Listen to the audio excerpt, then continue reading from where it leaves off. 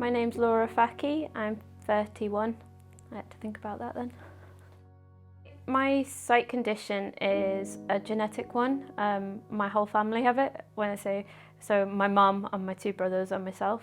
We're not really sure of the cause. It doesn't have a specific diagnosis, but it affects the retina, the back of my eye, and it's degenerative, which means I was born with more sight than I do have now.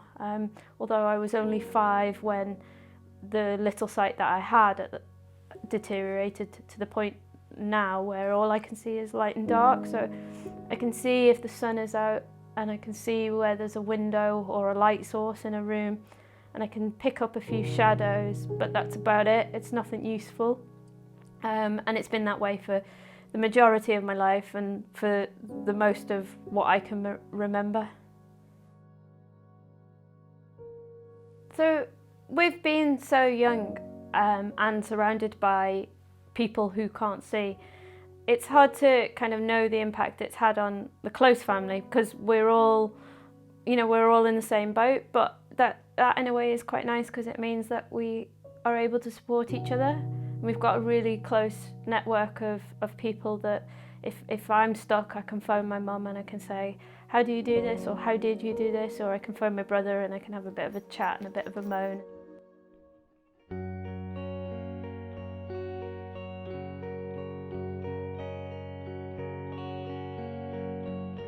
Sight loss from kind of me, what I do today, obviously I wouldn't be a paracyclist, so I wouldn't be racing on the back of a tandem if I couldn't see.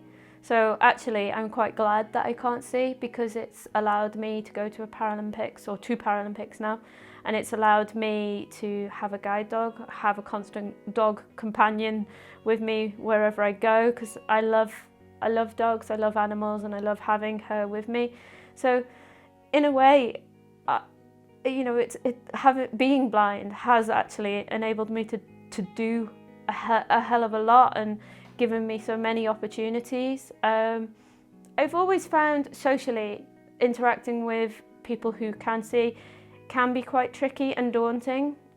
It's very hard to meet new people, because if you're in a room with people you don't know, you can't instigate a conversation with someone, because a lot of the kind of initial instigation of a conversation is through eye contact, and I can't make that. So it has, in a way, that way has limited me a little bit, I think. And I've always ended up drawn to people who are in similar situations to me. So my husband is also visually impaired, and we kind of met through sport, and we ended up being a support network to each other, and that's what brought us closer together. But yeah, it can be quite isolating. I mean, it hasn't stopped me. I moved away from home when I was 18 or 19, and I went to university. And there wasn't anyone else I knew of at that university who couldn't see at the time. So all my friends were fully sighted, and it took me a little longer than normal to settle in, but I got there. And what did massively help at that point is I had a guide dog with me, and the one thing I've learned in my lifetime is that guide dogs make incredible icebreakers, because we as a nation are drawn to dogs generally. People love dogs, and it became at uni especially, where people had moved home and they were missing their dogs, they'd all come to me and, can I have a cuddle with the dog, I'm missing home. So she was really good from that perspective, and it allowed me to meet new friends that way.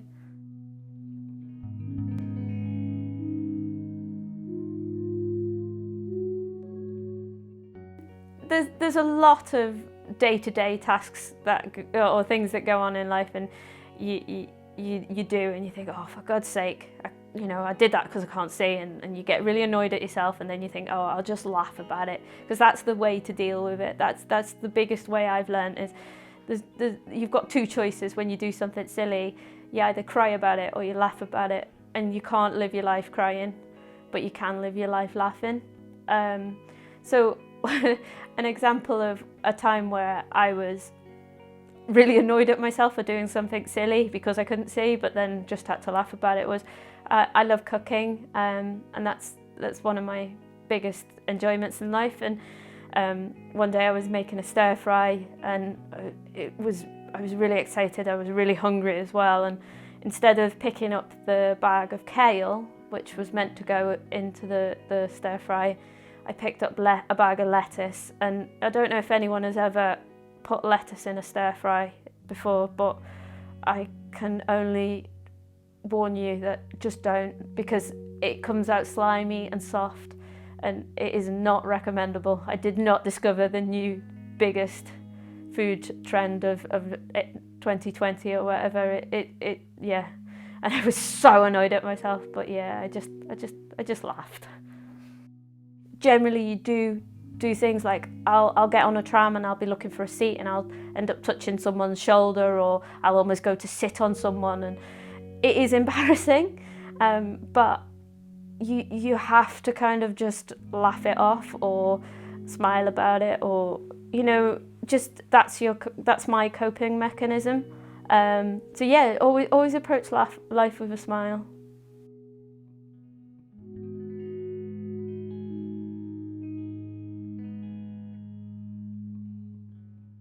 One of the biggest ones when you meet people and they don't initially realise I can't see is, oh, but you don't look blind, or you're too young to be blind, because I think people perceive sight loss as if you're an older person, and when you lose your sight you suddenly lose everything, you don't have any confidence, and you don't go out the house, and people quite often seem shocked that I'm out on my own and I'm going places and I'm doing things, and wait until they hear I ride a bike, and they just can't comprehend it. And it's quite funny, really. I like to laugh at people when they're like that, because I feel sorry for them, because they're so narrow-minded.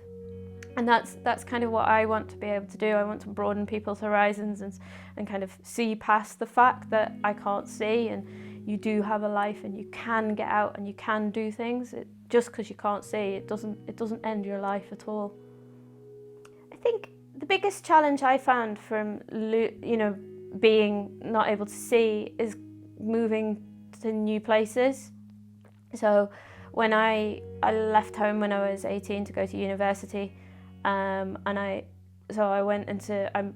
moved from Liverpool to Birmingham, and I didn't really know anyone around. I didn't know where I was or anything, so it was quite a scary situation to put myself in, really. But sometimes you have to push the boundaries, and you have to take yourself out of your comfort zone, because otherwise you won't be able to move on and live your life. So it has got to a point where I've learned to kind of deal with taking myself out of my comfort zone and pushing my boundaries and making myself feel nervous or insecure. Because even now I'll go out and I'll do something new, and it is quite a scary thing, but you learn to live with that and deal with that. And quite often I'll walk down the street, and if I feel a bit uncomfortable because I'm out and I don't really know where I am or anything, I'll just end up kind of saying in my head, like, it's okay, you're fine,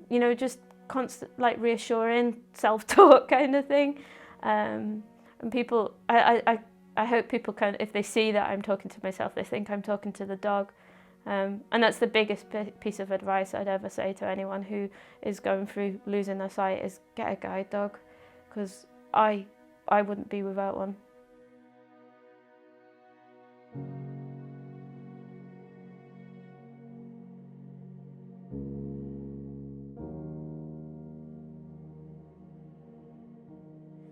My biggest bit of advice, if you are, starting this kind of life as someone who can't see, is to take your time and to think things through, and to not rush and not expect too much from yourself straight away. It is a daunting challenge. The world is not designed for someone who can't see. So you do have to problem solve, and you will come up with many problems, but that is something that, as someone who can't see, I've got very good at, is problem solving, is thinking on the spot. But that takes time, and just don't take it out on yourself. What you've got is what you've got, and you you can't change it now, so be kind to yourself and don't be afraid to ask for help.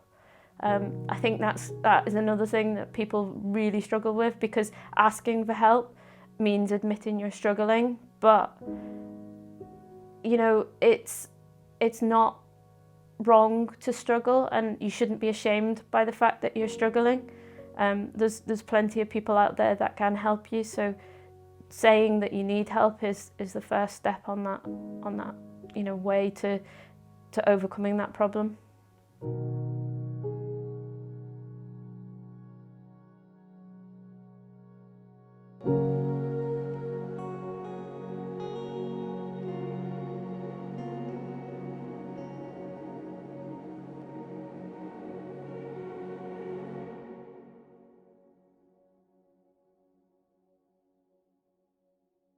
Our videos are helping people across the world.